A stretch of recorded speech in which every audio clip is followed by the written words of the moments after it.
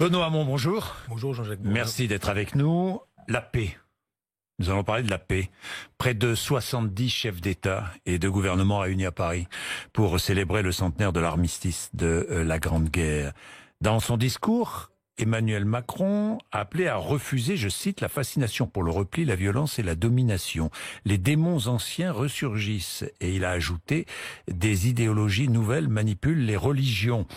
Le nationalisme est l'exact contraire du patriotisme. Le nationalisme en est la trahison. Vous adhérez? Vous dites la même chose?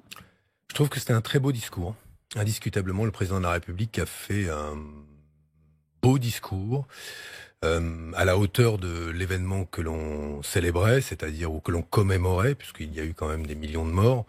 Mais c'était la paix, c'était la victoire de la France et de ses alliés, et c'était un discours à la hauteur de l'enjeu. Mais, parce qu'il y a un mais, je trouve qu'il y a quelque chose chez Emmanuel Macron du mentir vrai. Le mentir vrai, c'était cette formule qu'avait Aragon, qui lui avait combattu en 14-18, qui lui avait été décoré et parlait du mentir vrai. Parce que je considère que les actes d'Emmanuel Macron sont très éloignés de ces beaux discours. C'est que on pourra lui reconnaître d'avoir fait beaucoup de beaux discours et je reconnais que celui-là en était un. Mais c'est un discours qui honore la France aussi. Mais devant des chefs, je veux illustrer devant des chefs d'État étrangers qui, eux, moi je défends pas Emmanuel Macron, c'est pas la question, mais qui, eux, semblaient parfois ailleurs. Oui, mais vous l'avez remarqué. Oui, mais je vais faire la remarque suivante. Pour ce qui est de notre responsabilité à nous, la France. À nous. On veut la paix, mais on vend des armes à l'Arabie Saoudite qui massacre des Yéménites. Et on ne change rien à cela. On veut la paix. On veut la paix en Europe, on s'inquiète de la dislocation de l'Europe en lien avec les nationalismes, mais on ne regarde pas les causes du nationalisme. Et les causes du nationalisme, ce sont souvent le fait que là où les nationalistes veulent la concurrence entre les nations, Emmanuel Macron, lui, veut la concurrence, même la défend entre les individus, et une concurrence impitoyable qui, à mon avis, a un lien direct avec le fait qu'aujourd'hui, beaucoup se rallient à la loi du plus fort. Il défend des politiques d'austérité qui cassent le droit du travail, cassent les services publics, et s'étonne après de la désespérance qu'il y a sur le terrain et qui peut amener des électeurs à choisir la voie nationaliste. Donc on voit qu'il y a là un décalage, qui est un décalage très fort entre les actes qu'il pose et le discours qui est le sien. Et moi, je pense qu'on doit toujours tirer des leçons de notre histoire. Et les leçons de notre histoire, c'est de regarder qu'est-ce qui est responsable aujourd'hui de cette inquiétude profonde des Français, de la colère qui est la leur. Il ne faut surtout pas mépriser cette colère. C'est pour ça que regarder notre histoire, c'est aussi savoir qu'il ne faut pas mépriser la colère, même si elle apparaît, elle vous embête, si elle vous gêne, si pour un président de la République comme Emmanuel Macron, elle l'embarrasse. La colère des Français aujourd'hui, elle peut nourrir le nationalisme. Il va à l'encontre de la colère lorsqu'il va rencontrer les Français lors de son itinérance, par exemple. Il a même dit qu'il allait continuer cette itinérance dans d'autres régions, à d'autres occasions. Soyons clairs. Oui, c'est que c'est sympathique d'aller passer la main sur la nuque des gens et de leur dire arrêtez de vous plaindre, on vous demande des sacrifices, après tout, ils ne sont pas si important que cela, de continuer à fermer des lignes de chemin de fer, de fermer des maternités, de fermer des hôpitaux, d'augmenter la CSG sur les retraités, d'augmenter les taxes sur le carburant qui pèsent toujours toujours les mêmes. On fait tout cela d'un côté, et ensuite on s'inquiète ou on s'étonne qu'il y ait aujourd'hui de la colère dans ce pays. Bon, alors là, il faut redevenir un tout petit peu sérieux. Moi, mon problème aujourd'hui, c'est que je considère que le président de la République est devenu un spécialiste du mentir vrai. Il est aujourd'hui, c'est presque permanent dans son discours. Il continue à nous décrire un monde qui est un monde très éloigné de ce que vivent aujourd'hui les Français. Mais lorsqu'il dit, nous allons revenir à la colère, évidemment, et notamment à la colère du 17, lorsqu'il dit le patriotisme, enfin c'est Romain Gary qui le dit, mais finalement il reprend ses mots, le patriotisme c'est d'abord l'amour des siens, le nationalisme c'est d'abord la haine des autres, c'est ce qu'il reprend en quelque sorte, mais lorsqu'il oppose patriotisme et nationalisme. Oui, mais pourquoi est-il complice de messieurs Orban et Salvini sur les migrants? De qui est-il complice aujourd'hui Emmanuel Macron? Est-ce qu'il porte haut et fort ce qui devrait être le grand discours de la République française aux valeurs universelles voulues par les révolutionnaires et les constituants comme universelles, qui était ce devoir d'hospitalité pas à l'égard de dizaines, de centaines de milliers de personnes, de quelques milliers de personnes en danger de mort? Est-ce qu'il porte ce discours-là ou est-il complice, au contraire, des Salvini et des Orban? Il est complice des Salvini et des Orban? J'affirme ici que la politique d'Emmanuel Macron, pas ses discours, ce qu'il fait, le rend complice de l'extrême droite et des nationalistes en Europe sur la question des migrants. Et je vous dis, il n'est pas le rempart à ces gens-là. Il n'est pas le rempart. S'il devait être le rempart, qu'il abandonne une politique qui casse les services publics, qui remette en cause l'austérité, qui remette en cause le fait qu'on exige des sacrifices des retraités, mais pas de Total. Je me mets aussi à la place du peuple. Benoît Hamon, lorsque vous, le premier, pas que vous employez sans cesse le mot populisme, le peuple, et que vous dénoncez le populisme, le peuple pense, on dénonce le peuple. Là, moi, attendez, vous vous mettez sur un terrain.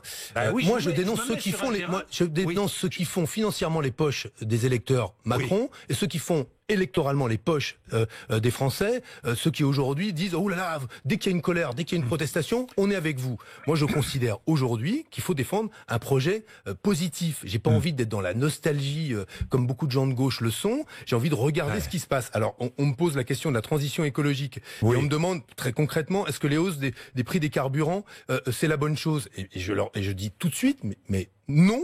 Aujourd'hui, prise séparément de ce qu'il faudrait faire, ça n'est pas une bonne chose. Pourquoi? Moi, ce que je ferais, c'est d'abord commencer par taxer Total. Trouvez-vous normal que l'entreprise qui fait 10 milliards de dollars de bénéfices ne mette pas une goutte au financement de la transition écologique? Total paie des impôts, et beaucoup d'impôts en France. Très peu, et bénéficie du crédit d'impôt. Bénéficie de crédit d'impôt. De combien? De plusieurs millions, dizaines de millions d'euros. Financés par quoi, au fait? Par la taxe carbone. Rendez-vous compte, vous allez payer de la taxe carbone comme automobiliste. Cette taxe carbone, elle finance quoi? Les crédits d'impôt qui vont bénéficier notamment à Total. Si vous trouvez ça normal, moi je ne trouve pas ça normal. J'ajoute qu'il y aurait des mesures que Emmanuel Macron ne prend pas. Pourquoi est-ce qu'on taxe pas le kérosène des avions? Pourquoi est-ce qu'on taxe pas le kérosène des bateaux? Pourquoi est-ce que certaines entreprises en sont exonérées? Des bateaux des pêcheurs? Oui, non mais attendez, on peut poser des principes. Allez-y, on peut poser des principes qui permettent d'accompagner un certain nombre de professions ou de faciliter pour certains l'exercice tout simplement de leur profession. Mais est-ce que vous trouvez normal aujourd'hui qu'il n'y ait qu'un seul pigeon, en fait, dans l'affaire, qui ne voit rien en termes de transition écologique, ce soit l'automobiliste qui n'a pas d'autre choix que de prendre sa voiture? J'ajoute, qui prend sa voiture? Celui qui n'a pas d'alternative en termes de service public. Alors pourquoi est-ce qu'on continue à fermer des petites lignes au nom du fait que c'est pas rentable? Chaque fois qu'on ferme une petite ligne parce que ça n'est pas rentable, on encourage quoi? L'usage de la voiture. Donc moi je propose quoi? Ou l'usage du covoiturage, ou l'usage du car, ou l'usage d'autres usages. D'autres façons de se déplacer. Oui, mais le car en même temps, ça utilise aussi du gasoil. Oui, donc, vrai. Je termine. Oui, baisse de TVA à taux réduit sur quoi? Les transports en commun. TVA à taux réduit sur l'achat d'un véhicule propre. Taxe sur les grands opérateurs, notamment ceux qui, pardon de le dire, font des bénéfices considérables. Mais qui vient de se voir autoriser le permis de forêt en Atlantique? Total, au large de la Guyane. Pourtant, là encore, grand discours du président de la République. C'est pas encore terminé cette affaire, apparemment. Ouais, d'après ce que dit. Moi, j'aime pas faire des. Bruno Le Maire lundi dernier. Ouais, il a été clair ou il a été non, pas clair. Voilà. Oui, parce qu'on est à peu près, ben voilà, parce on est à peu près certain que sur cette affaire-là, le lobby des énergies fossiles continue à fonctionner. Et moi, je voudrais dire que ce que j'attendrais du président de la République, en fait, on parle de la taxe sur les carburants. Oui. On sait qu'aujourd'hui, si on mobilise nos ingénieurs, nos chercheurs, les étudiants, les citoyens, les salariés, nous pouvons arriver à une économie entièrement décarbonée en France en 2050. Les scénarios existent, ils sont sur la table du gouvernement. On peut le faire en matière d'économie circulaire, de mobilité propre, d'habitat, en transformant notre modèle agricole, on peut le faire. Ce qui aurait été la formidable de la part du président de la République, au-delà d'un discours que moi j'aurais applaudi, c'est qu'il mobilise la nation autour de cet objectif-là. On peut, parce que c'est la vie de nos enfants qui est en jeu, se retrouver et mobiliser nos énergies. Mobilise là pour contester, enfin la nation, une partie de la nation va se mobiliser le 17 pour contester les hausses de carburant, entre autres. En fait, c'est une colère fiscale sur le pouvoir d'achat qui va s'exprimer. Mais la goutte qui a fait déborder le vase, si je puis dire, j'aime pas trop ce cliché, ce sont les carburants. Est-ce que vous vous associez?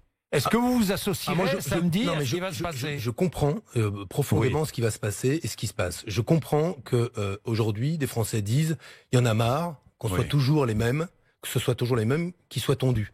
En clair, qu'on voit que les plus grandes fortunes sont exonérées de tout. D'ailleurs, la seule chose qu'on ne taxe plus dans ce pays, c'est la fortune. eux ont bénéficié d'une baisse de leurs impôts, tous les autres les voient augmenter. Donc c'est quand même un décalage assez incroyable. Donc je comprends cela. En même temps, je vais vous dire, j'irai, c'est une manifestation d'initiative non partisane, et j'ai vu immédiatement le Front National, venir essayer de récupérer tout ça. Donc nous, on fera pas les poches électorales des citoyens français. Donc qu'ils manifestent. Pas manifester, et vous n'encouragez pas ceux qui sont proches de vous à y aller. Ceux qui pensent alors là, je suis très tranquille et très laïque en quelque sorte là-dessus. Si vous avez envie d'exprimer sur la question des carburants, mais plus globalement sur la disparition du service public, sur le fait qu'on peut plus prendre le train, sur le fait qu'on n'a plus le droit. Alors vous parlez d'impôts. Oui. Est-ce que vous trouvez normal, et moi je ne le trouve pas normal, quand vous habitez dans l'Indre, dans une sous-préfecture, ou les Pyrénées-Orientales dans une sous-préfecture, vous payez les mêmes impôts quand vous gagnez 2000 € que quelqu'un qui habite en région Île-de-France. Vous payez les mêmes impôts, et vous avez le droit à 2 fois, sinon 3 fois moins de services publics. En termes de crèches, en termes d'hôpitaux, en termes de transport, etc. Au nom de quoi est-ce qu'aujourd'hui on a l'égalité devant l'impôt, mais l'inégalité devant les services publics? Eh bien, si vous voulez protester contre cela, moi, objectivement, très sincèrement, je vous dis, faites-le. Alors j'ai des questions précises. Justement, est-ce que vous trouvez injuste cette nouvelle hausse des taxes sur les carburants qui va intervenir au mois de janvier? Est-ce que vous demandez un moratoire sur cette hausse des taxes? François Hollande la trouve injuste.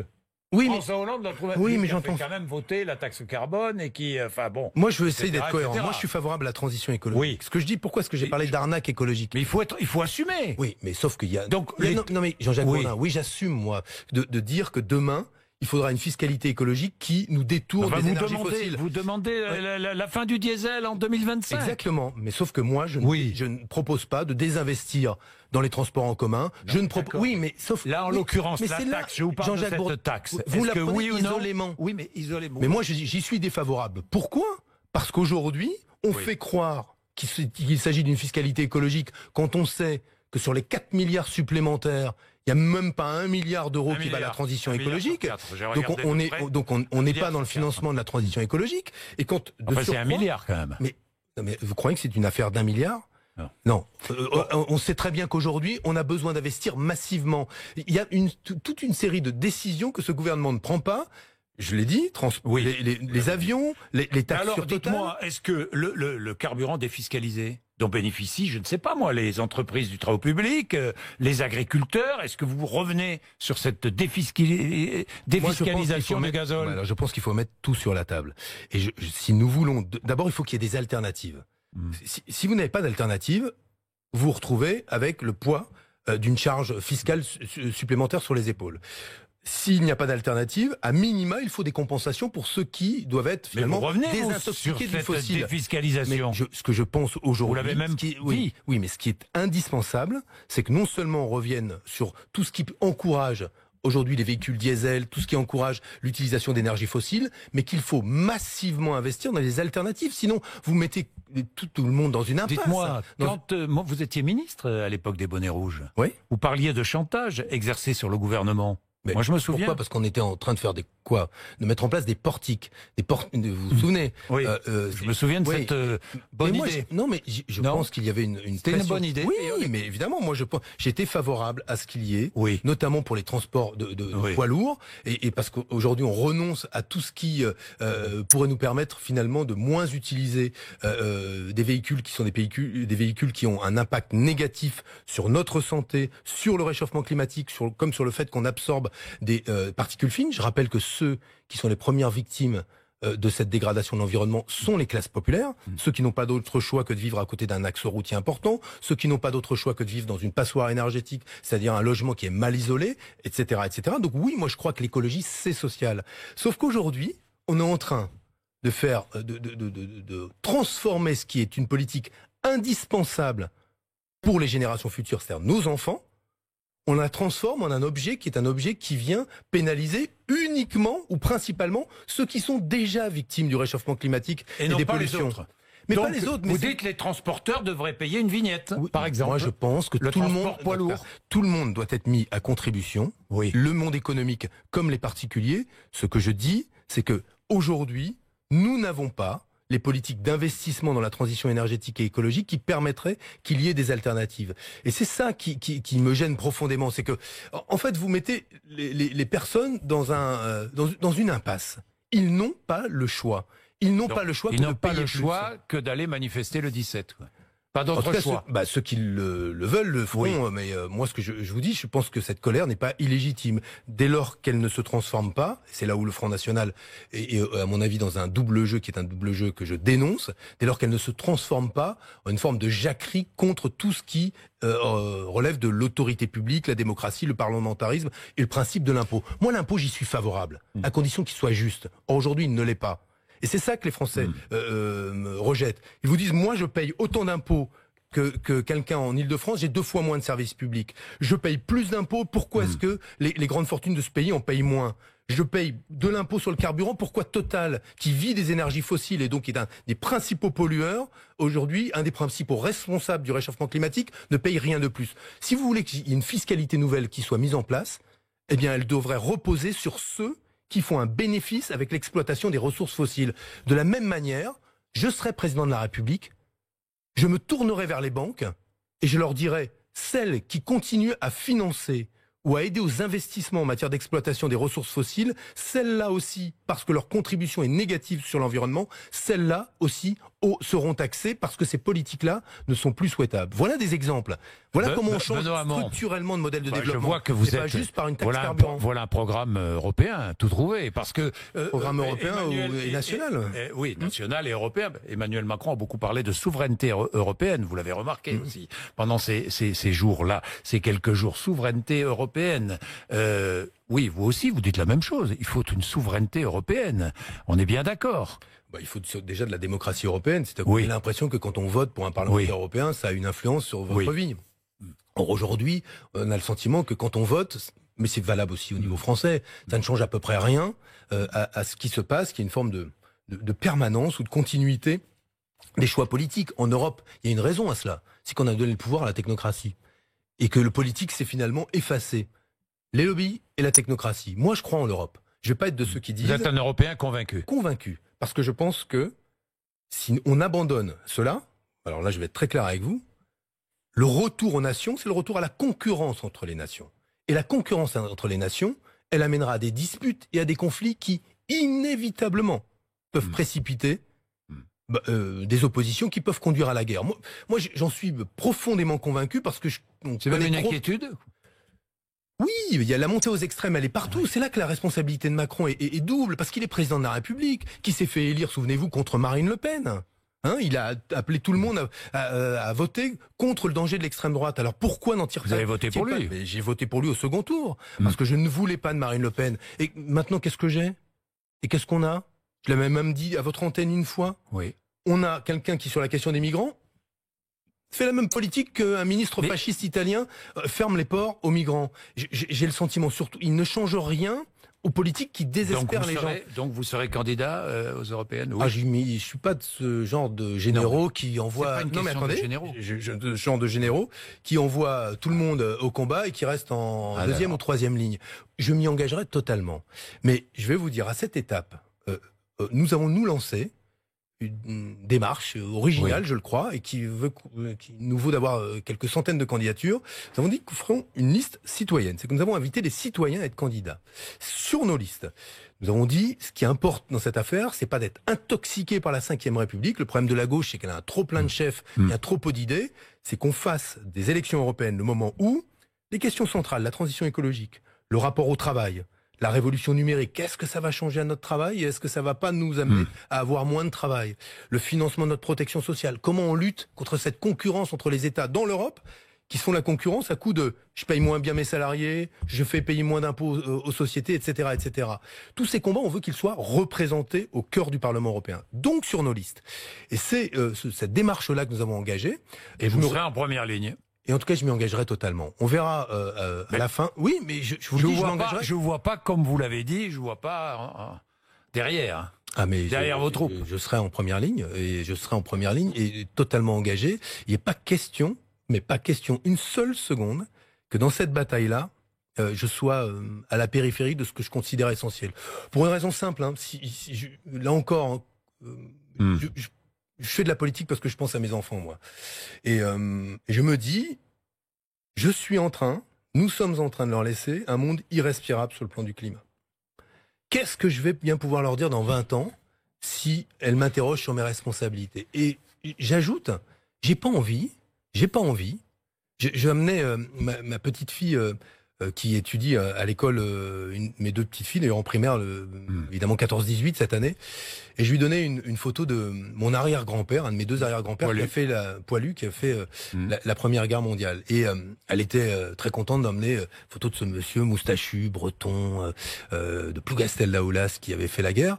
Et on parlait de ça. Et je me disais, c'est une chose de dire que l'Europe se disloque, c'en est une autre de ne rien faire pour interrompre cette dislocation. Et il me semble aujourd'hui que dire, en dépit des mauvais vents, en dépit des mauvaises humeurs, coopérer entre les peuples est central.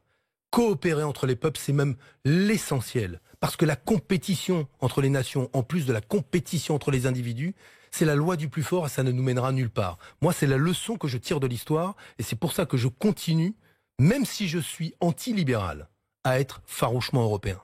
Merci Benoît Hamon d'être venu nous voir ce matin. RMC BFM TV.